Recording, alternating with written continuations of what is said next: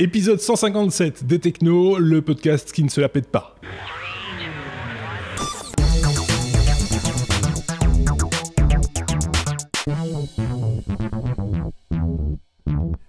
Et dans les tuyaux, cette semaine, nous avons de ce côté-ci Bruno, salut Bruno, et puis de ce côté-là, nous avons Sébastien, salut Sébastien. Salut. On va parler nouvelles technologies comme on a l'habitude de le faire chaque semaine maintenant depuis 157 épisodes, évidemment. C'est un peu notre revue de presse technologique de la semaine qu'on a l'habitude de le dire. Je vous rappelle également que vous pouvez nous suivre sur YouTube, sur notre chaîne YouTube, mais également via iTunes, via les plateformes de podcast habituelles, celles que vous avez l'habitude d'utiliser, que ce soit sur votre appareil Android, iOS, PC, Mac, enfin partout, normalement, vous nous trouvez sans aucune difficulté en tapant simplement lestechno.be, puisque nous avons également un site internet. Évidemment, si vous nous écoutez, vous savez tout ça, mais comme ça, vous pourrez le répéter à vos amis, parce que vivre, c'est partager. Et partager vos connaissances, par exemple, le fait que vous écoutez toutes les semaines ce podcast, c'est bien aussi de le partager, comme ça, plus on est de fous, plus on rit, si je puis dire. Oui. Hein, c'est un peu ça l'idée. Sébastien, c'est un peu ça l'idée. Et alors, oui. Ouais, je vais rajouter un truc, c'est lestechno.be, donc pour ceux qui ne l'avaient pas encore entendu, on est belge. Oui, c'est ça. Pour ceux qui auraient un petit doute. sauf que celui-ci est luxembourgeois. T'es assimilé, t'es quasi assimilé. Assimilé, attention. On va voir. Si, vous l'avez été pendant longtemps. Oui. Non, attention, les nazis nous ont assimilés aussi, hein, donc... Ouais, mais nous, on était là avant quand même, au Luxembourg. Voilà, on était là bien avant. C'est un super démarrage. Il n'y a pas de courrier des auditeurs, mais par contre, s'il y a moyen de se taper dessus pour l'occasion, il n'y a aucune difficulté. On est toujours... Oui. Quand tu dis ça, hein, en tant que Belge, qu'un jour le Luxembourg nous appartenait, pouf, tu perds tous les Luxembourgeois d'un coup. les trois Luxembourgeois. Donc voilà, sachez qu'on est toujours là. Je pars. On va en remplacer une, oui. Vous avez compris que ce podcast, bien que essentiellement belge, est aussi international. J'essaie d'arrondir les angles un petit peu. Que si on pouvait trouver, par exemple, un chroniqueur français, ça nous irait tout aussi bien. Et si ce chroniqueur était une chroniqueuse, ce serait parfait parce que Sébastien est toujours en quête d'une petite camarade de jeu. Mais si c'est une chroniqueuse, tant qu'elle soit belge, sinon tu vois, on pourra jamais la voir. Oui, c'est ça. Si, via Skype. Ah oui. Allez, je vous propose de démarrer tout de suite l'abécédaire de la semaine. Il y a eu pas beaucoup d'infos cette semaine. C'est un peu comme la semaine passée, il fait un petit peu plus calme. Carnaval. C'est peut-être à cause du carnaval. Je vois pas bien le rapport, mais non, il y a une explication possible. C'est que la semaine prochaine ou la semaine d'après, c'est le Mobile World Congress, c'est que tout le monde reste un petit peu en retrait par rapport à l'actualité, en tout cas pour tout ce qui est bidule. Oui, prépare Pâques. Oui, prépare Pâques. C'est possible aussi. Allez, la lettre A comme Android. Sébastien, on commence avec toi pour parler de Swype, pardon. Swype, S-W-Y-P-E, c'est quoi? C'était un clavier virtuel, c'est ça, pour smartphone, non? C'était un clavier virtuel sur Android qui est arrivé, je pense, sur iOS il y a quelques temps quand ils ont accepté les claviers externes, enfin les claviers tiers. Et en fait, Swype, d'ailleurs, c'était un peu le mot est devenu presque du dictionnaire, hein, dans le dictionnaire. Quand tu swipes, plutôt que d'écrire lettre par lettre, c'est eux qui sont venus avec... Tu glisses. Oui. C'est ça, donc tu glisses sur toutes les lettres et le fait de passer sur toutes ces lettres, eh ben, il y a une intelligence artificielle derrière qui essayait de comprendre le mot que tu allais écrire pour l'écrire à ta place. Et c'est un truc que j'utilise tout le temps. Moi, je n'ai que depuis que Swype a été inventé, et ça a été recopié dans tous les autres, donc le clavier de Google et autres. Je n'utilise quasi que ce mode-là moi pour écrire parce que ça va beaucoup plus vite. Tu es pas imprécis, tu ne regardes pas forcément bien ton clavier et ça écrit quand même le mot que tu voulais parce que suivant la disposition des lettres, il y a quasi que ça qui pouvait s'écrire. Donc voilà, ça c'était un peu l'histoire de Swype avec un Y. Et alors on a appris avec une stupeur que la boîte derrière Swype, donc Nuance Communication, dans une réponse à un utilisateur a dit qu'ils n'allaient plus faire que de la maintenance, ils arrêtaient le développement du clavier. Donc voilà, Swype, c'est un clavier qui est fortement utilisé. Ça a été confirmé, donc les gars de XDA ont été mis sur le coup en disant ok, vous êtes sûrs les gars, ça c'est un mail qu'on a reçu. Ils ont contacté la boîte et dit effectivement, on va continuer à le laisser publier, mais c'est fini, on ne va plus faire de mise à jour sur l'application. Donc fini, quoi. Donc, d'une certaine manière, c'est fini, oui. Mais ils font d'autres choses, ces gens-là, ou ils ont peut-être... Ils font d'autres choses, oui, mais plutôt dans le monde professionnel. Là, c'était vraiment pour apprendre avec le particulier sur le prédictif, et là, ils sont plus orientés professionnels sur d'autres types d'applications. Donc, ceci dit, peut-être qu'à un moment donné, pour ce genre d'entreprise, s'orienter vers les choses qui rapportent de l'argent, c'est plus logique. C'est peut-être un petit peu plus logique, et finalement, ça a contribué sans doute à les faire connaître, mais c'est pas essentiel, on va dire, dans leur catalogue, ce type d'application, peut-être. Ce qui serait bien, c'est qu'elle soit reprise éventuellement par quelqu'un d'autre, quoi, par un tiers. Ce serait elle continue à exister et à leur appartenir. Elle continue à vivoter. Et à l'époque, je pense que c'était avec Swipe, mais HTC l'avait intégré directement dans leur ROM, et ils avaient diffusé avec, parce que l'application était payante. C'était un clavier qui était payant à 1 € ou des poussières, donc c'était pas un truc totalement gratuit, mais ça les valait, il y avait vraiment quelque chose derrière. Maintenant, honnêtement, quand tu vois celle de Swipe ou le clavier de Google, tu n'installes plus Swipe, donc ils ont aussi quand même perdu de leur beauté par rapport à l'époque. Et peut-être qu'aujourd'hui, les claviers, les gens se sont habitués finalement à taper sur les touches, sur l'écran de manière... Voilà. Oui, mais au final, c'est dommage, mais je trouve que c'est pas une mauvaise nouvelle. Les gars, il faut passer à autre chose, tu vois. Ouais. Oui, tout à fait. C'est bien. Voilà, c'est bien, on enterre. Voilà, merci pour Swipe, merci pour tout, au revoir. On reste à la lettre A, cette fois comme Apple, pour parler d'une mise à jour pour l'iPhone, qui est assez essentielle, je serais tenté de dire, surtout si vous avez des amis indonésiens, si je dis pas de bêtises, Bruno. Oui, il y a un bug qui est apparu un peu moins d'une semaine, c'est pour ça qu'on n'en a pas parlé la semaine passée, où on a un caractère spécial d'une langue de l'Inde du Sud, en fait, Telugu, c'est le nom de la langue, je ne suis pas en train de m'étouffer, mais c'est le nom de la langue. Il y a un caractère spécial qui, quand vous le recevez en notification, apparemment, que ce soit sous forme de iMessage ou Twitter, il y a beaucoup de gens qui se sont amusés à tweeter ce caractère sur Twitter pour faire planter pas mal de terminaux iOS, parce que ça impacte les terminaux iOS dans la dernière version, donc avant la mise à jour, ça les faisait rentrer dans une boucle infinie et ça faisait planter votre device. Donc là, Apple a vite, quelques jours, sorti un correctif, donc il faut quand même l'appliquer. Mais donc c'est grâce à un correctif que le bug est arrivé, et un correctif corrige le correctif. Est-ce qu'il va apporter d'autres bugs?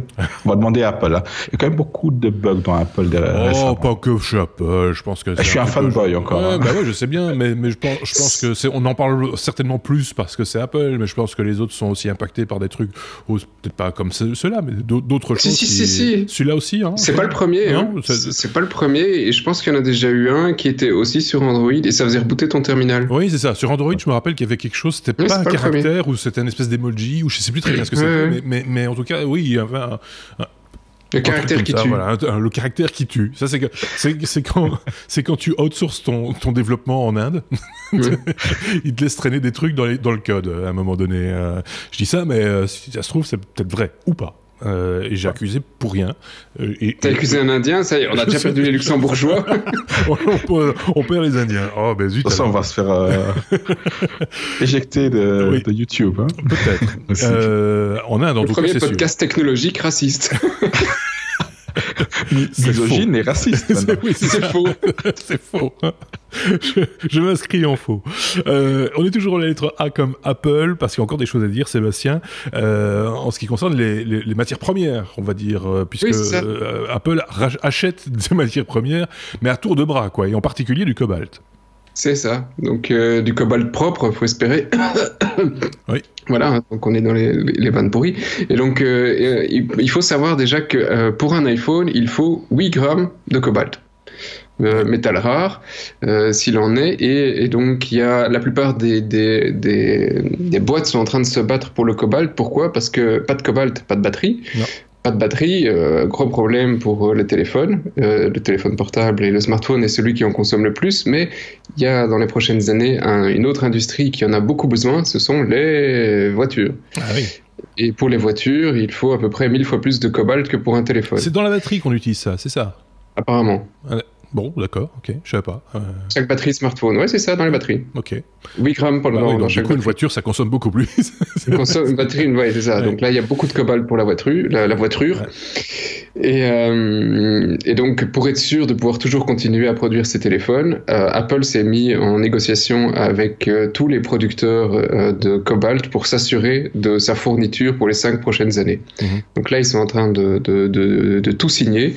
Donc, les iPhones, on pourra continuer à les construire. Par contre, pour les bagnoles, ce sera peut-être un autre problème. À moins que d'ici là, on trouve une autre source pour les batteries. En attendant, ça fait évidemment le bonheur de tous les fournisseurs et tous les producteurs de cobalt, enfin tous les petits gars qui vont, parce que c'est pas un métal très, très facile à aller chercher, hein, tu vois. Et c'est un métal où il faut aller voir quelques reportages sur YouTube. Ouais. C'est des enfants qui vont chercher ça dans des mines, pas tous, pas ceux qui vont chercher Apple normalement, ouais. Mais il y a du travail de merde. Je vous renvoie d'ailleurs au hors-série que nous avions réalisé avec Stuff et concernant le Fairphone et versus l'iPhone. Et finalement, on s'était aperçu que dans le rapport Amnesty. Non, c'est pas Amnesty, c'est... Amnesty, on a fait un. Amnesty, on a peut-être fait un, mais là, en l'occurrence, c'était beaucoup plus l'aspect écologique, entre guillemets, de la fabrication des smartphones. Et finalement, l'iPhone est très, très bien situé si on va du plus rouge et du plus moche, du plus sale, entre guillemets, au plus propre. Apple, à certains points, même dépasse le fameux Fairphone, qui, lui, est vraiment construit dans des conditions optimum et plus écologiques possible, avec des possibilités de recyclage plus faciles, etc., etc. Ce qui n'est pas le cas de toutes les marques. On avait vu, par exemple, que des marques comme Samsung ou LG se classaient plutôt mal. Donc là aussi, si c'est votre sensibilité, si vous tenez à sauvegarder un tout petit peu votre karma, il y a peut-être un petit peu une réflexion à avoir aussi quand on fait des achats de ce type-là, parce que voilà, des fois, c'est fabriqué dans des conditions soit pas analysées du tout, soit vraiment bien cachées sous le tapis, quoi. Hein. Ça arrive également. Oui. Et en 2016, Amnesty avait accusé dans un rapport Apple et Samsung pour le travail dans les mines. Ouais. Alors la bonne nouvelle quand même dans ce sens-là, c'est à mon avis, ici c'est économique, c'est si les prix sont en train de flamber parce que la demande augmente, bah tu peux espérer que les conditions vont s'améliorer dans certaines mines parce que le prix a triplé en 18 mois. Ouais. Bah donc les revenus vers les producteurs doit aussi s'améliorer en espérant que ce ne soit pas juste dans les intermédiaires et que ça profite aussi à ceux qui vont chercher. Donc voilà, ça c'était pour la petite info. Le cobalt, si vous en avez, gardez-le, ça va monter.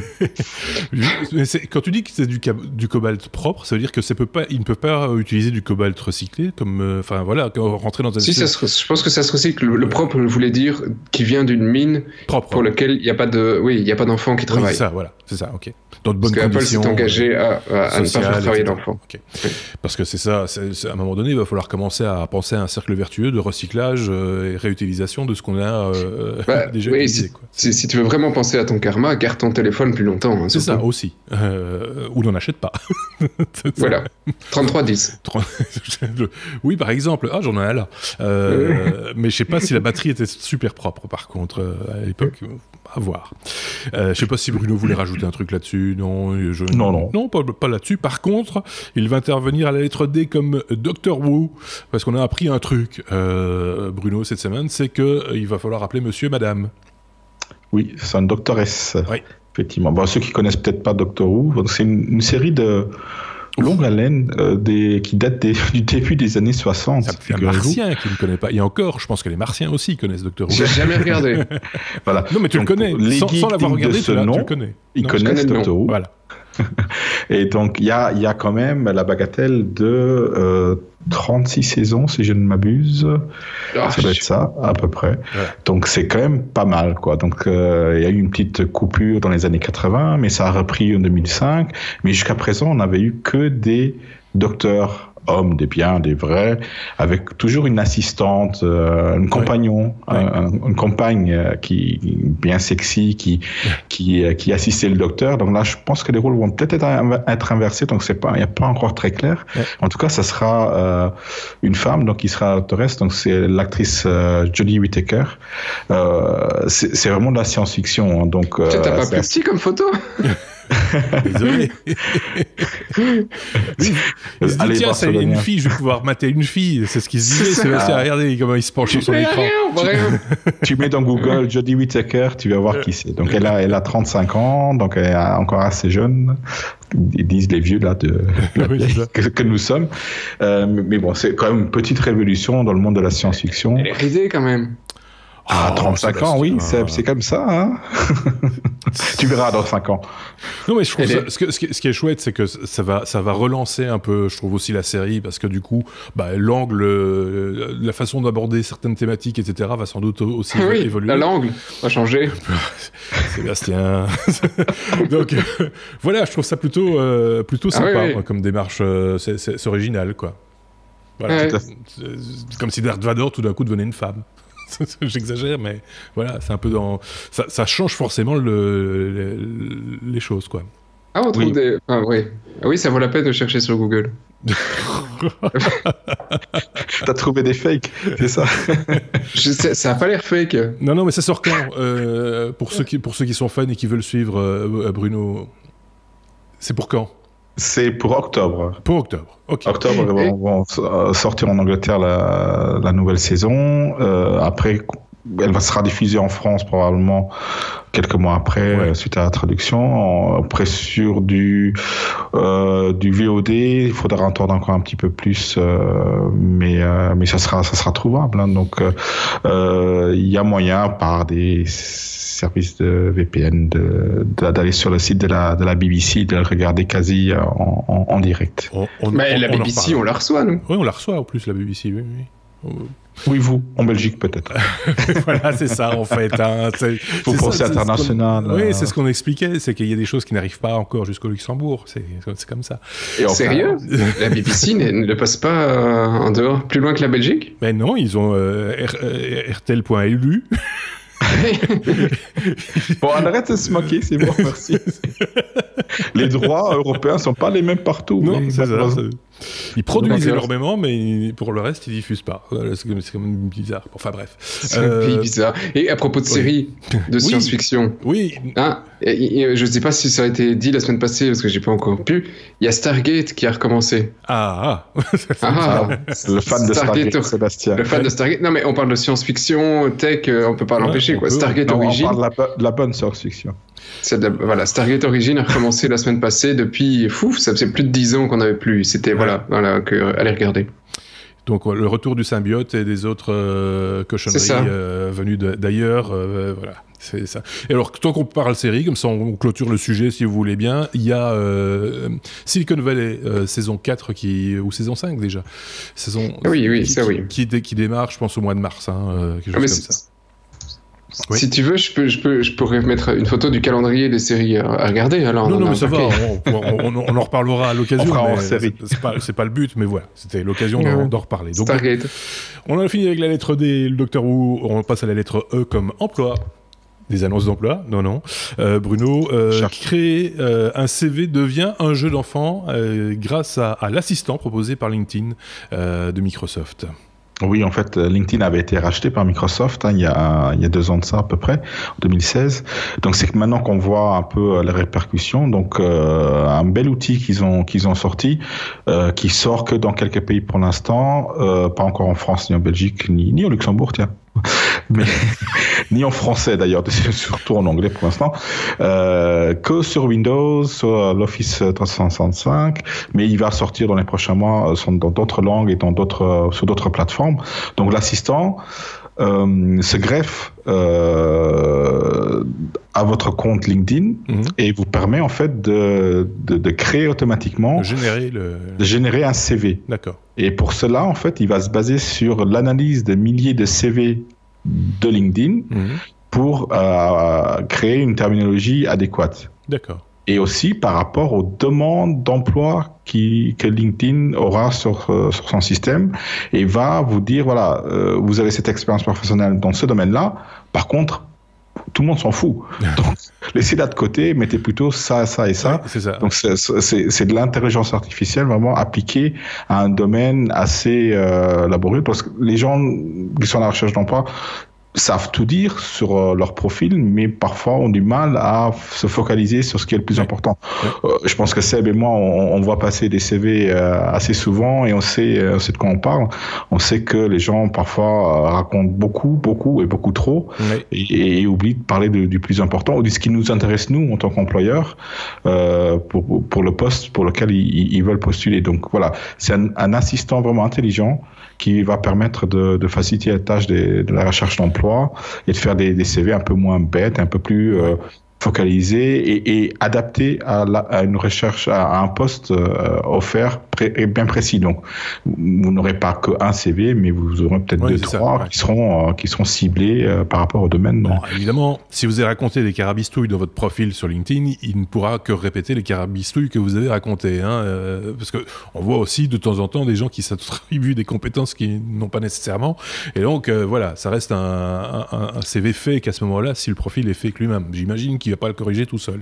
Sébastien. Oui, enfin, quand tu mets une compétence, c'est aux autres d'appuyer cette compétence pour toi.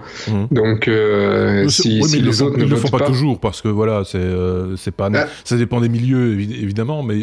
c'est des milieux tech ici, hein, donc en général, il n'y a pas que des techs sur LinkedIn, c'est ça que je voulais dire. Oui, mais il y a beaucoup. En tech, et en général, la plupart des gens, enfin, dans le milieu dans ceux qui sont sur mes listes, ont plutôt tendance à appuyer tes compétences ou pas quand ils prennent 5 minutes pour passer sur ton profil. Donc, a priori, c'est de là, je suppose, qui tire aussi ce qui va te proposer. Donc, si tu as un profil avec 2 personnes, il va rien pouvoir te sortir, quoi. Oui, c'est ça aussi, c'est clair. Mais je sais pas, je trouve l'idée assez sympa, mais par contre, comme il doit avoir beaucoup d'infos pour toi pour le faire, je pense que le gars qui a 700 ou 800 personnes sur son profil et je ne sais combien de compétences qui sont likées, il est aussi capable de se faire un CV, tu vois. Sans doute, oui, mais enfin, ceci étant dit, c'est vrai que de temps en temps, sans vouloir faire un CV nécessairement, LinkedIn te signale aussi, moi ça m'est arrivé, tiens, vous devriez, parce que vous avez telle compétence, si vous avez telle autre compétence, vous devriez le rajouter parce que dans le fruit des recherches sur cette compétence, vous auriez X personnes en plus qui visiteraient votre profil. Ça se fait de temps en temps. Moi, j'ai eu cette notification il y a quelques mois pour une compétence particulière que j'ai pas rajoutée d'ailleurs, mais voilà, si ça peut aider à mieux se positionner de manière plus intelligente, parce que c'est vrai ce que dit Bruno, on ne pense pas toujours à tout. Bon, voilà. Et puis, il y a aussi cet aspect, je pense qu'il y a même dans le milieu tech des gens qui n'attribuent peut-être pas tout l'intérêt possible à ce genre d'outils. Et s'en sert un peu comme juste un réseau social de plus, sans ajouter plus d'informations utiles, entre guillemets, ou qui pourraient l'être dans le cadre d'un réseautage, par exemple. Je ne sais pas ce que l'un ou l'autre en pense, mais rien. Je sais pas, non, moi je l'ai quand même vachement utilisé, et ces derniers mois, je vois pas mal d'outils arriver de la part de Microsoft. Oui. Je sais pas si vous avez reçu aussi, mais ça fait 2-3 semaines que LinkedIn me spamme absolument pour devenir... un conseiller sur certains domaines. Il veut absolument que je raconte ma vie et donc pour pouvoir commencer à faire du conseil sur LinkedIn. Donc ils sont plus en train d'aller plus loin que simplement le bête CV professionnel et essayer de créer du service entre les utilisateurs. Et donc pour ça, ils ont l'air de recruter un certain nombre de personnes et voilà. Oui, ils sont très insistants. Ils cherchent aussi à optimiser le réseautage, à être plus performants là-dessus et donc ils donnent aussi, j'imagine, les outils pour pouvoir le faire. Ce qui n'est pas plus mal, hein, finalement. Ouais, c'est bien, Microsoft continue à investir. Voilà, au moins ça c'est une bonne chose et ça ne sombre pas, entre guillemets, comme un réseau social comme un autre. C'est vraiment... Comme Skype, hein. Ou Skype. Skype, ça sombre d'une manière dramatique. Enfin, je sais pas, non ? Je sais pas. Techniquement, depuis quelques semaines, Skype, c'est devenu... Enfin, nous, au bureau, on utilise Marc, l'autre podcasteur, et moi, on utilise les versions web. Et c'est un jour, Skype ne se lance plus du tout. Le réseau est surchargé, alors que la machine d'à côté, avec un client desktop, ça fonctionne, mais la version web ne fonctionne plus. Le lendemain, tu te connectes, t'as plus aucun contact. Moi, ça fait 2 semaines qu'ils virent tous mes contacts tous les jours. C'est chouette. Enfin, tu vois, donc Skype, pour le moment, c'est devenu vraiment un truc très, très, très aléatoire. Moi, par ici, je m'en sers pas. Je sais qu'il y a une version professionnelle de Skype intégrée à Outlook, etc., qui est utilisée en entreprise, mais je l'utilise pas non plus. Donc, parce que ça pourrait être une explication. Tu vois, il laisse un peu de côté le truc qui rapporte pas d'argent pour se focaliser sur celui qui pourrait en rapporter éventuellement. Donc, bien foutu de côté. Hein. Mais là, ils mettent vraiment bien de côté. Et ça pose même certaines fois des questions sur la manière dont on va fonctionner dans un avenir plus ou moins proche pour ce podcast, par exemple. Puisqu'on profite quand même allègrement depuis 157 épisodes maintenant des services de Skype. Hein, il faut bien le reconnaître aussi. Avec plus ou moins de bonheur, d'ailleurs. Il faut le reconnaître aussi. Voilà, il faut le reconnaître aussi. Voilà, qui est dit. J'espère qu'il nous écoute. Ou pas. Voilà. On passe à la lettre F. F comme Facebook. Bah tiens, on parlait réseaux sociaux. Bruno, on parle de Facebook qui spamme ses utilisateurs par SMS. Qu'est-ce que c'est ces affaires ? Oui, en fait, donc dans Facebook, vous pouvez aussi insérer votre numéro de téléphone. Arrête, Seb. Je cherchais mes mots. votre numéro de GSM et il y a eu un bug dans la plateforme de Facebook et ils ont envoyé les notifications par SMS à un certain nombre d'utilisateurs. Ça en soi n'est pas trop grave. Ce qui était un peu plus grave, c'est que certains utilisateurs ont répondu à Facebook et on dit qu'ils aimeraient ne plus recevoir ces notifications par SMS et ce message-là a atterri sur la timeline des utilisateurs même. Donc voilà, donc ils étaient assez fâchés. Donc voilà, ça a un peu foutu le bordel et Facebook l'a reconnu. C'était effectivement un bug et ils se sont excusés et a corrigé. Ça a concerné beaucoup de monde ou quelques milliers de personnes quand même. Donc voilà, surtout aux États-Unis comme d'habitude. Mais voilà, un petit bloc comme ça, comme quoi les spams peuvent venir parfois de sources qu'on n'espère pas et où on met sans crainte son numéro de téléphone. J'imagine le type au fond du bureau sur le grand paysager de Facebook. Alors, je vais orienter les SMS sur la timeline de Monsieur Sébastien. C'est quand même cool. Enfin, je trouve ça un peu fou, moi, comme. Ça sent plus le vieux code historique qu'ils ont oublié de supprimer. Parce que la notification SMS, c'est un truc qui existait dans Facebook les tout premiers mois. Oui, enfin, ça existe toujours. Tu peux l'activer, mais c'est désactivé par défaut. Mais oui, c'est ça. Oui. Ça sent le vieux code. Tous quand les même, utilisateurs-là, c'est en fait, c'est juste un flag qui a été mal lu, c'est tout. Ouais. Si on ne parle pas effectivement de la notification, enfin de l'inscription avec 2 niveaux, etc., où il envoie un code par SMS, c'est pas de ça qu'on parle. C'est pas l'aspect sécurité qui est prise en compte ici, c'est vraiment les notifications. Vous avez reçu un message privé de Lulu, machin, etc. C'est plutôt ça. J'ai Lulu, mais ça peut être Lola.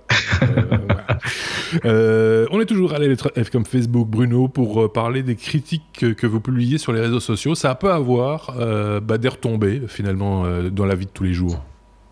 Oui, et c'est pas que sur Facebook que ça se passe, mais là, en l'occurrence, c'est une histoire effectivement au Québec d'une femme qui a critiqué un restaurant, non, un gymnase, pardon, un gymnase, ça pourrait plus être un restaurant, un gymnase, et s'est fait attaquer donc en justice pour diffamation. Parce que, figurez-vous, effectivement, si vous dites du mal d'un commerce ou d'une personne, même sur Facebook, et c'est beaucoup plus simple d'écrire quelque chose sur Facebook que vous croyez être privé, où il n'y a que vos amis qui lisent, mais même si c'est que vos amis, on peut vous attaquer pour diffamation s'il y a vraiment cette preuve-là. Donc là, la dame s'est fait attaquer quand même pour la bagatelle de $20 000. Bon, c'est pas grand-chose, mais pour une banane de ludus, c'est quand même beaucoup. Oui. Et chose assez intéressante que quand j'ai lu la news, c'est que c'est au Québec, et au Québec, ils ont comme une jurisprudence, donc en fait, c'est la poursuite paillon, ils appellent ça. C'est en fait une sécurité qui permet de dire, voilà, la société va m'attaquer en justice et ça va me coûter énormément d'argent, donc on pourra trouver un autre moyen à l'amiable de régler ça sans qu'il y ait beaucoup d'argent en jeu. Et donc l'avocat de la dame a essayé de faire passer cette jurisprudence et ça n'est pas passé. Donc, elle va quand même devoir aller se Payer, justifier de ses critiques par rapport à ce gymnase-là. Mais donc, faites attention à ce que vous dites quand même sur Facebook et ailleurs. Il y aura un grand changement maintenant en Europe à partir du 25 mars, je pense, avec les nouvelles lois. La GDPR. Voilà, la GDPR qui va être... Non, la GDPR, c'est au mois de mai. Hein. Ah, c'est au mois de mai, alors. C'est au mois de mai? Oui, c'est un peu plus tard. C'est au mois de mai.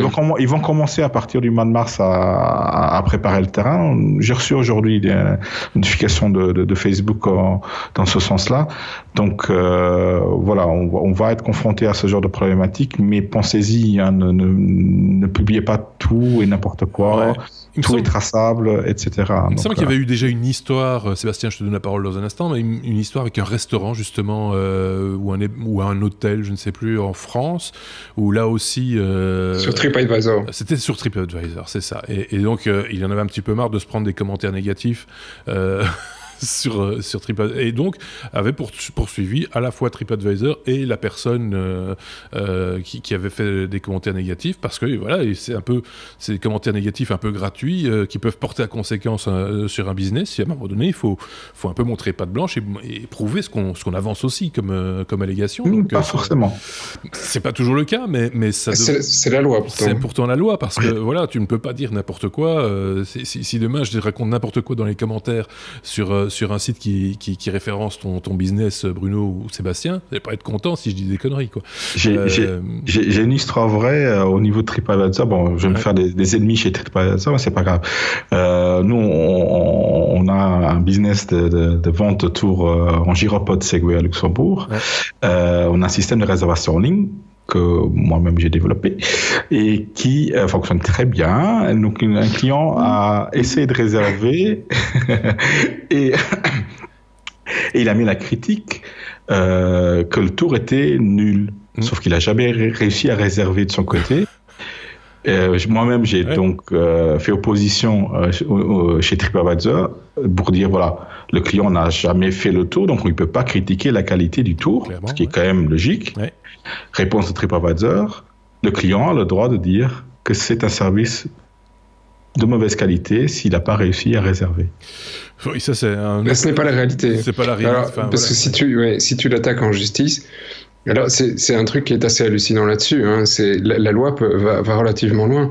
Même si, effectivement, le service est de mauvaise qualité, s'il n'y a pas une condamnation en justice, ça reste une diffamation parce que tu ne peux pas le prouver, ça reste juste un avis. Donc, même si tu dis tu as été mangé, tu as vomi tes tripes parce que la viande était avariée et qu'elle était réellement avariée, tu peux pas le dire publiquement parce que ça reste de la diffamation jusqu'à ce qu'il y ait une décision de justice qui le prouve. Donc là, effectivement, tous les commentaires négatifs, ils pourraient être sanctionnés parce que effectivement, ces gars n'ont pas, pour diffamation, ces gars n'ont pas le droit de le dire. Donc c'est assez tricky quand tu dis quelque chose, quand tu critiques quelque chose publiquement. Mais la plupart des gens s'en foutent. Et ça vaut aussi pour ce qu'on dit ici dans ce podcast, soit dit en passant. Je veux pas vous mettre la pression, les gars, hein, mais oui et non. Là t'es un petit peu différent. Tu peux plus jouer sur le côté presse média que sur le côté information, que sur le côté je donne une critique sur un produit que je n'aime pas. Donc c'est un peu plus délicat. Mais ça reste très dangereux, quoi. On peut argumenter aussi. C'est ça la différence, peut-être. Ouais. Ce qui n'est pas toujours le cas quand on critique un restaurant ou un service quelconque, comme ça, des fois un petit peu aussi sur un coup de sang. Hein. Ça ne se fait pas. Voilà. Ça ne se fait pas. Oui, sans rentrer dans les noms, parce que j'ai pas envie de mauvaise publicité. Il y a un magasin tech en Belgique qui a été connu pour pas mal d'attaques dès que tu disais quoi que ce soit sur un forum ou sur tout site public. Et à l'époque, le site Père Noël en France, qui lui n'existe plus, donc on peut le citer, et avait un de très gros problèmes de livraison. Ils avaient de très bons prix, mais ils ne livraient pas tout le monde. Donc tu vois, c'était un peu... c'est comme ça qu'on fait de bons prix. Et donc ils se sont fait descendre dans tous les forums, mais ils ont attaqué tous les forums et ils ont fait condamner tous les forums. Ouais. Donc ils ont fait fermer des sites à cause de ça. Nul n'est censé ignorer la loi, hein, comme on dit dans ces cas-là. Juste un mot, Sébastien, puisqu'on a cité l'acronyme GDPR, tu peux en dire deux mots rapidement? Le GDPR, oui, c'est ça à la base que je voulais dire. Il y a un mix là-dedans. Et la GDPR n'est pas du tout une contrainte pour le consommateur pour qu'il fasse attention à ce qu'il va dire. C'est une nouvelle loi sur tout ce qui est data privacy, donc tout ce qui est vie privée et tout ce que les entreprises sont obligées de respecter vis-à-vis des consommateurs. À la base, c'est pour la genèse du truc, c'était pour protéger les Européens contre tous ces méchants américains, les GAFA, Google, Apple, etc., qui possèdent toutes nos données et qui sont obligés de respecter ces lois européennes, y compris même s'ils n'ont pas des serveurs chez nous, parce qu'ils ont des données d'Européens. Et donc, voilà, tu as toute une série d'obligations comme le fait de pouvoir interdire d'être traité automatiquement, le fait de pouvoir être supprimé d'une base de données, et là ils ont 14 jours pour le faire, le fait de devoir être informé sur ce qu'ils vont faire de tes données. Donc il y a toute une série d'obligations envers les entreprises, et ça arrive effectivement au mois de mai. C'est assez problématique dans le sens où la loi est prévue d'un point de vue européen. Ouais. Si tu la suis à la lettre, elle est totalement inapplicable. Si tu prends sur du en ligne, par exemple, enfin, je vais pas aller trop long parce qu'on peut préparer presque une heure sur la GDPR. Si tu prends un site web en ligne, par exemple, à chaque fois que tu mets un cookie, tu dois demander à l'utilisateur est-ce qu'il accepte ce cookie. Si tu as 5 cookies, quand tu rentres sur un site, tu dois lui demander 5 fois pour chaque cookie 5 fois, est-ce que tu acceptes ce cookie et pourquoi tu le mets. Et tant qu'il n'a pas accepté, tu peux pas afficher le site. Contrairement à ce qu'on fait maintenant en disant ouais, il y a un cookie, hein, t'as vu. Donc là, normalement, la loi, c'est hors de question. Donc, il y a pas mal de trucs qui sont assez inapplicables, tout en donnant une zone de flou incroyable, parce que on protège le consommateur sur tout ce qui va se passer à partir du mois de mai. Toutes les données historiques, voilà, tu vois, il y a tout un flou de voilà, on ne dit pas trop. Donc c'est bien qu'on en parle.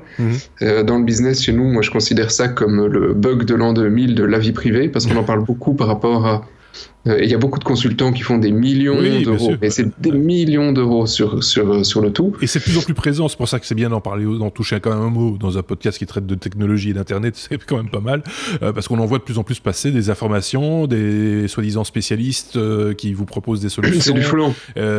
Moi j'ai vu passer encore pas plus tard qu'aujourd'hui un graphe qui explique un petit peu toutes les règles, ça tient sur une feuille A3 et c'est illisible, c'est à télécharger et à imprimer soi-même évidemment.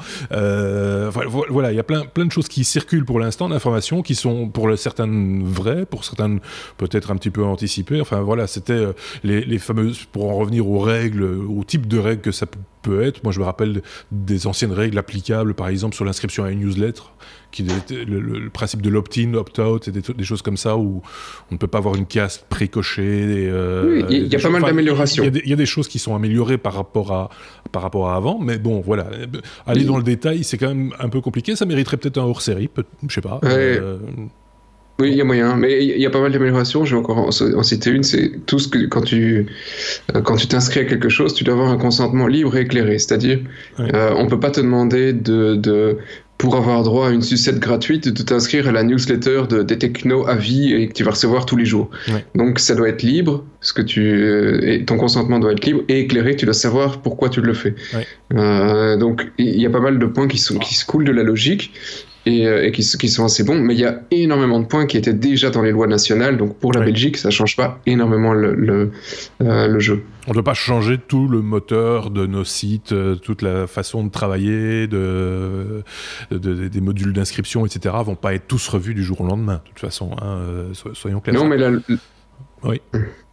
mais la loi indique normalement oblige que toute société qui traite des données nomme quelqu'un au sein de la commission, donc CNIL, ou Commission de la vie privée en Belgique, responsable des traitements.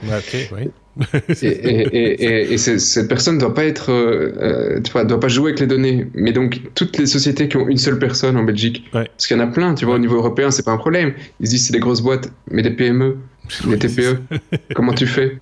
Oui, c'est quand même un petit peu compliqué là. Il y a plein de trucs qui sont cons. Bon, moi j'ai décidé, pour les technos, ce sera toi. Voilà, c'est bon. Voilà. Désolé pour l'aparté.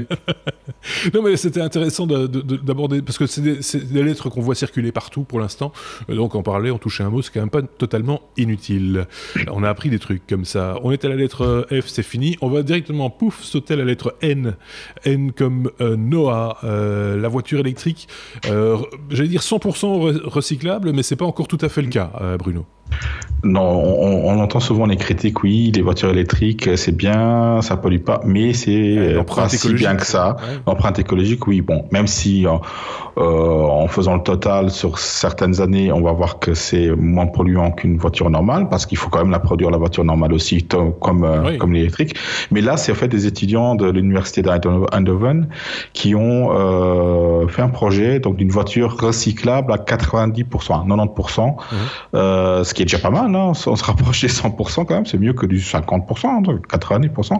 Donc ils ont remplacé donc tout ce qui est matériaux difficilement recyclables, comme les fibres de carbone ou l'aluminium. L'aluminium est facilement recyclable, mais par contre pour l'avoir, c'est pas si évident que ça. Donc en fait l'idée c'est pas seulement le recyclage, mais c'est une économie circulaire.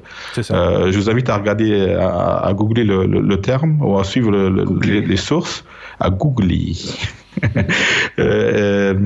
Économie circulaire, donc le fait c'est aussi à la base de prendre des matériaux qui sont une empreinte écologique basse, donc qui sont facilement recyclables, plutôt que de se dire oui, c'est des matériaux qu'on va recycler à la fin.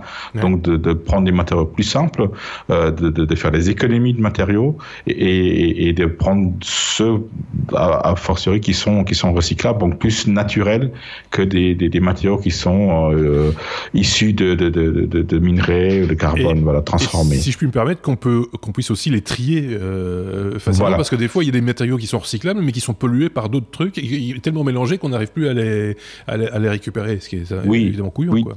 L'économie circulaire s'applique aussi, surtout au téléphone aussi. Donc, un téléphone qui est désossable facilement et facilement recyclable, parce que comme on a vu, il y a du cobalt dedans, par exemple, qui est assez cher.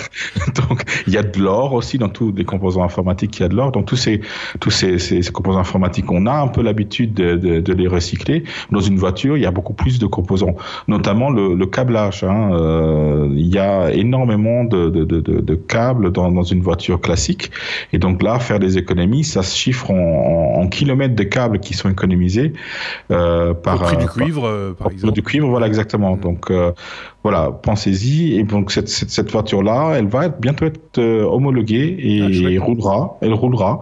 Donc après, ça restera un essai pour après prouver que on peut quand même fabriquer des voitures propres et qui roulent propres. Seb, je suis sûr à une réflexion, une remarque, un truc pertinent ou impertinent à livrer Alors là, j'en ai deux. D'abord, est-ce que la voiture est végane? La première voiture végane. Oui, pourquoi pas. Si elle est végane. J'ai pas dit Renault. J'ai dit Renault végane. Ah, Renault végane. C'est vrai que ça pourrait être un bon modèle. Et sinon, à propos, si on change de marque, honnêtement, quand on revoit la photo, je sais pas si on peut encore la revoir à l'image une seconde. Nous, voilà. Honnêtement, vous trouvez pas qu'ils ont recyclé un autre truc? Le design, c'est une multipla, c'est dégueu. Oui, la fameuse... la Fiat Multipla, le truc qu'ils ont abandonné tellement c'était dégueu. C'était vraiment... On a perdu les auditeurs italiens sur le coup, mais c'était vraiment la voiture... Enfin, c'est vrai que les phares font un peu penser à... C'est une multipla. Oui, attends, on va perdre les auditeurs néerlandais aussi, donc c'est juste des Hollandais, donc ils n'ont aucune idée du design. Non, mais ceci dit, l'objectif dans ce cas-ci, c'est pas de faire une jolie voiture, c'est en faire une. Ah non, ça se fait. Donc ça, je pense que ceci dit, il y a des trucs moches aussi qui sont faits pour être vendus et qui polluent. Donc à choisir entre un truc moche qui pollue pas et un truc moche qui pollue, là aussi, pense à ton karma, quoi. Petit plat, quoi. Mais oui, je suis d'accord que il va falloir arranger ce vilain pare-choc, quoi. Réglez-moi ce vilain pare-choc. Ceci dit, comme c'est recyclable, on peut arracher le pare-choc. On en fera autre chose, quoi, tu vois. Manger. Préservatif ou je sais pas quoi. On peut passer à la lettre S comme Samsung. Samsung nous sort un SSD avec un petit volume de stockage en SSD. Combien? 30 teraoctets, c'est ça, Seb? Eh oui, voilà, c'est un nouveau. Mais je sais pas combien il va coûter, ça, malheureusement. Oui, c'est ça, on n'a Sinon, pas le prix. mettez-moi en 10. Alors c'est prévu pour du pro a priori, parce que personne n'a besoin de 30 Tera sur sa machine. Enfin, peut-être, mais pas dans nos auditeurs. Soit, a priori. Donc c'est le PM1643. On ne sait pas encore quand il sera dispo. C'est déjà eux qui avaient les précédents records. Et il va y en avoir effectivement des plus petits après. Ils vont faire aussi des 15, des 7, des 3, des 1 et des moins de 1 Tera. Ce qui est intéressant de savoir, c'est avec quel débit réel. Le débit, parce que voilà, le débit, il est pas mauvais en fait, parce que comparé au SSD que tu as actuellement, qui font du 500, 400-500 mégasecondes, là on est sur une techno NVMe. A priori, même si c'est pas précisé, parce qu'on est sur du 2 Tera 1 en lecture et 1 Tera 7 en écriture. Ah oui. Donc T'es plus lent que sur les NVMe classiques où tu peux monter quand même à 4-5, mais c'est pas mal quoi. Pour un disque de 30 Tera, faire du 2 Terasecondes en lecture, bah t'as tout lu en 15 secondes. C'est pas mal quand même. Là, tu peux faire de la vidéo en 16K, voilà. par exemple. Non, mais moi, je trouve ça incroyable la vitesse à laquelle les SSD, enfin les volumes de stockage sont en train de se développer depuis maintenant quelques années. Et les prix du coup qui chutent aussi, parce que même si celui-là on va pas se le payer demain, quand on regarde les prix des SSD de 256 à 512 gigas, ils sont plus tellement si chers que ça finalement aujourd'hui. Non, du tout. Mais en fait, là, tu as un énorme avantage du SSD par rapport aux disques classiques. Les disques avant, nos vieux disques. D'ailleurs, on ferait peut-être un numéro plus tard avec ça sur comment ça fonctionne. Ouais. Mais donc, c'était des plateaux. Ouais. Et les plateaux, si tu voulais augmenter la capacité, tu devais réduire la taille de l'information, parce que les plateaux ne sont pas, voilà, on pourrait pas les faire plus grands, ou augmenter le nombre de plateaux. Mais là aussi, tu pouvais pas mettre trop de plateaux, parce qu'il faut encore la place pour mettre les têtes entre les plateaux. Ouais. Donc, inévitablement, il y avait une limite physique à ce qu'on savait faire, où tu commençais à avoir des problèmes avec la tête de lecture. Ouais. Et ici, en fait, t'as une place des anciens disques. Si tu la remplis, des disques 5 pouces et demi, t'as énormément de place au niveau des composants. Donc, s'ils ont envie de faire des disques de plusieurs pétabytes, ils peuvent le faire technologiquement. Ils doivent juste mettre toutes les puces pour le faire. Oui, c'est ça. Ouais. Donc ici, ils font juste que faire du ramping, mais en même temps, Samsung a augmenté la taille de ses chips. Ils sont sur des chips VNAND de 512 Go qui effectivement sont assez gigantesques. Donc ils n'augmentent pas la taille de ce qu'ils produisent en SSD, mais s'ils ont envie, ils peuvent faire des SSD gigantesques. Après, tout est dans le contrôle. Tout est dans le contrôle et dans le prix. Et dans le prix. Ouais, dans le prix, ce qu'on va sortir. S'ils sortent demain un disque de 1 pétabyte, ils perdent 5 ans d'évolution, ils peuvent te vendre des disques de plus en plus gros. C'est ça. Donc ça ne s'arrête pas, c'est ça qui est bien, on a toujours un truc à dire du coup, c'est plutôt pratique. On est à la lettre S comme Samsung, on reste à S mais comme sécurité cette fois.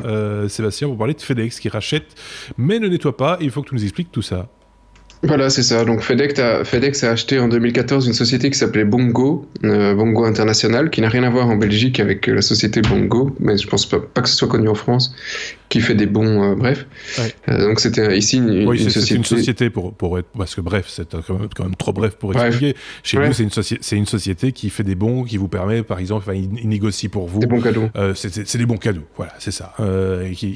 Ça vous permet de faire un cadeau sympa, c'est un bon pour se faire un saut en parachute, par exemple, ou pour apprendre à cuisiner, ou voilà, c'est un peu ça l'idée. Fin de la parenthèse. Voilà. Et donc ici, c'était une boîte qui était plutôt spécialisée dans le traitement de tout ce qui est passeport. Ah oui. et donc les gars, ils ont racheté la boîte, ils ont pris un peu la technologie, et par contre après ils ont tout laissé en ligne, ils se disent ouais les serveurs tout ça, on s'en branle. et ils ont laissé là tous les trucs qui avaient été scannés. Ah, et puis après un certain moment, c'était sur les serveurs Amazon, il y a quand même un gars, il dit ouais mais en fait là on a quand même 2-3 passeports. Il n'y a pas de mot de passe, il n'y a pas d'encryption, il n'y a rien, ils sont tous dispo sur le serveur. Ça vous dérange pas qu'on coupe la machine à jour parce qu'il y a tout dispo. Et il y avait quand même 119 000 passeports. Parfait. En FedEx dit non, il n'y a personne qui est venu le voir. Apparemment, nous, on n'a pas trouvé qui que ce soit qui est venu regarder sur le serveur. Maintenant, quand même, peut-être que, parce que ça fait quand même depuis 2009 que c'est là. Peut-être qu'on n'a plus tous les logs, on ne sait jamais. Mais voilà. C'est incroyable. Comme quoi. Quelle légèreté. T'imagines, quoi. C'est juste incroyable. Et c'était sur des serveurs Amazon en plus, non? C'était sur des serveurs Amazon. Ouais. D'accord. Alors, à ce propos, il y a Elon Musk, en tout cas Tesla, qui s'est fait un petit peu pirater son compte Amazon Web Service, paraît-il. J'ai vu passer cette information cet après-midi, par des mineurs de Bitcoin. On pourra développer éventuellement cette information plus tard, mais je trouve ça assez rigolo. Que maintenant, quand un pirate s'installe, c'est plus pour utiliser les ressources de la machine que pour voler des informations, finalement. On reste à la lettre S comme sécurité, c'est pour parler de Google qui balance un nouveau bug sur Microsoft Edge. Ouais, avec le projet Zéro. Donc le projet Zéro, c'est tous ces ingénieurs qui cherchent des bugs dans toutes les failles de sécurité dans tous les produits informatiques de Google. Donc c'est des ingénieurs de Google, mais qui cherchent ça sur tous les produits chez tout le monde. Ouais. Et qui, effectivement, dès qu'ils en ont trouvé un, pour essayer de sécuriser tout le monde, préviennent la société et donnent 90 jours à la société pour corriger le bug avant de le publier.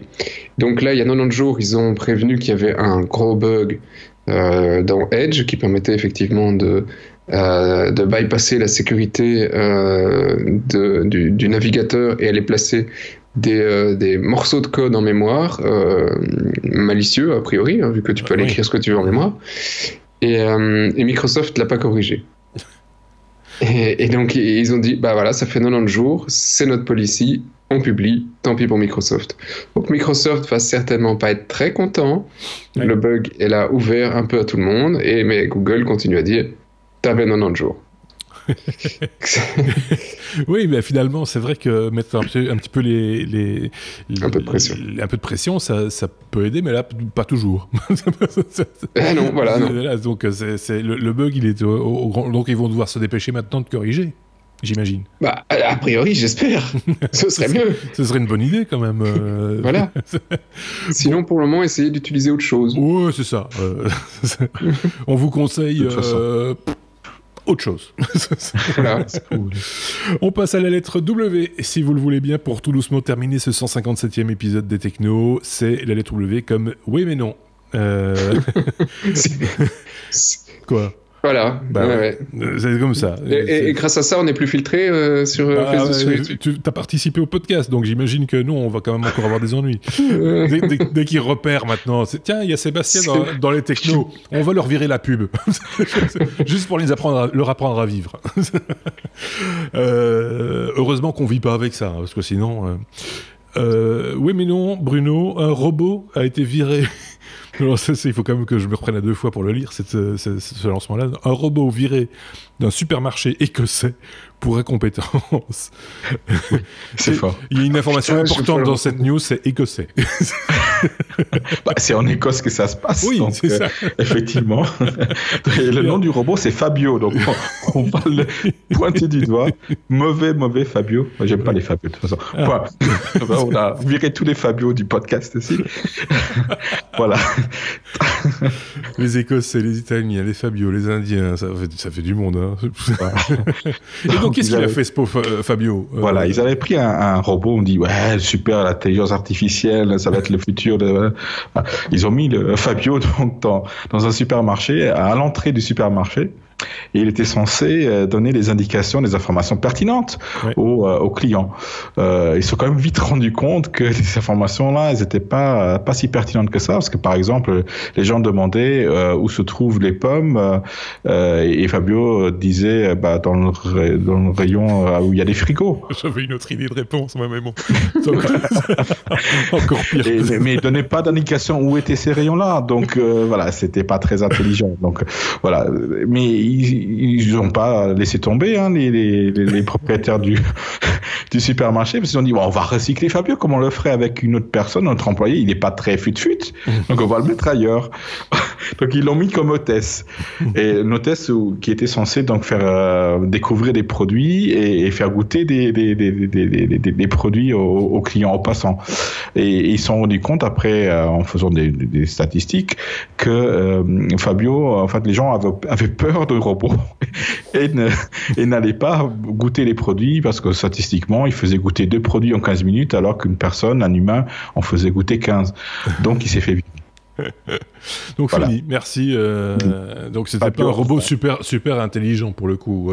Non, il est mal programmé, c'est tout. Les phrases, Parce les que- frigos, c'est les frigos. C'est pas un frigo, non.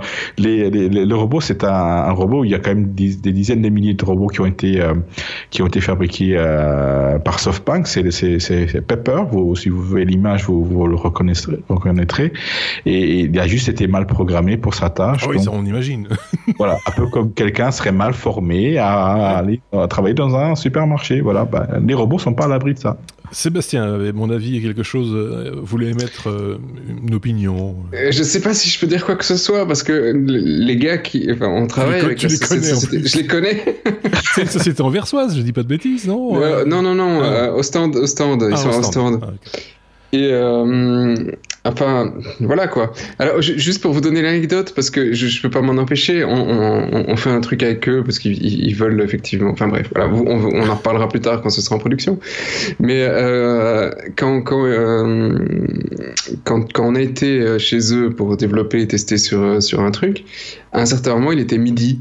Tu vois, comme ça arrive tous les jours, il est midi. Et donc, tu as tous les devs qui se lèvent à midi 1, ils sont tous, à midi moins 2, ils commencent à tout ranger, et à midi 1, ils sont tous debout pour aller manger. Mais tous, quoi.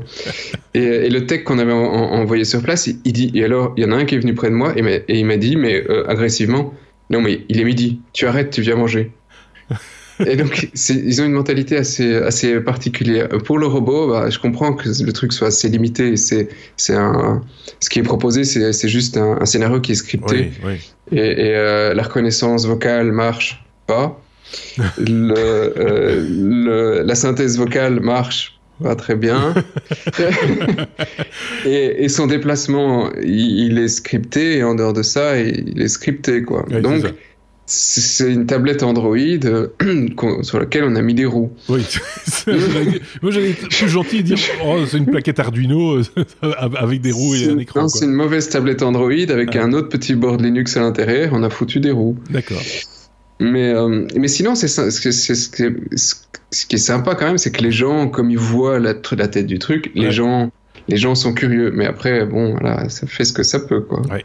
Ceci étant dit, il y a d'autres expérimentations, en Belgique aussi d'ailleurs, de robots c'est le même. Pour l'aide au troisième âge, etc., qui a plutôt du succès. Mais celui-là, ils l'ont utilisé dans les hôtels, plus ou moins de succès. Ils l'ont utilisé à l'aéroport avec plus ou moins de succès. En général, le Pepper, voilà.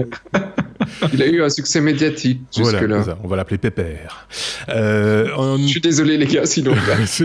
Comment tu as un business avec un podcast? Voilà, on en termine avec le W comme oui mais non, Sébastien, puisque toi tu as encore une information, c'est un espèce de coming out quelque part, puisque tu nous annonces qu'un iPhone, dans le fond, c'est pas si mal. Voilà. Merci Sébastien, c'était le 157e épisode.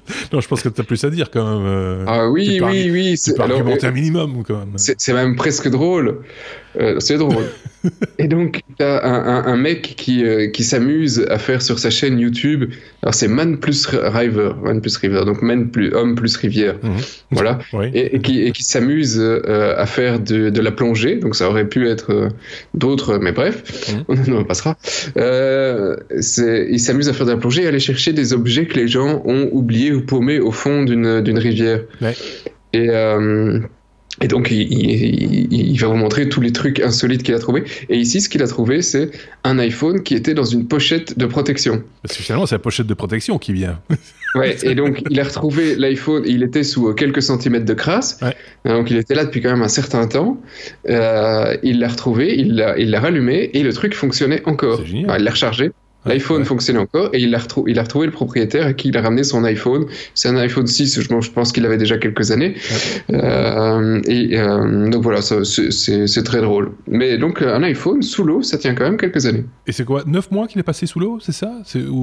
Alors, parce que le titre est tronqué, c'est pour ça... Etching Zims Metal Scoop, je ne sais pas. Plus que ça, assez longtemps. C'était un iPhone 6. Donc, mais finalement, c'est le fabricant de la pochette. C'est efficace ces pochettes en plastique. C'est efficace. Voilà, parce que bon, ça aurait été un autre appareil sans dénigrer la qualité du smartphone en question. Ça aurait été un LG, un Samsung ou un Huawei. Ça aurait été pareil. Soyons clairs. Oui, ça aurait probablement été pareil. Voilà. C'est clair. Tant qu'il n'y avait pas d'autres dedans, c'était pareil. Et il a déjà retrouvé plein de trucs. Hein.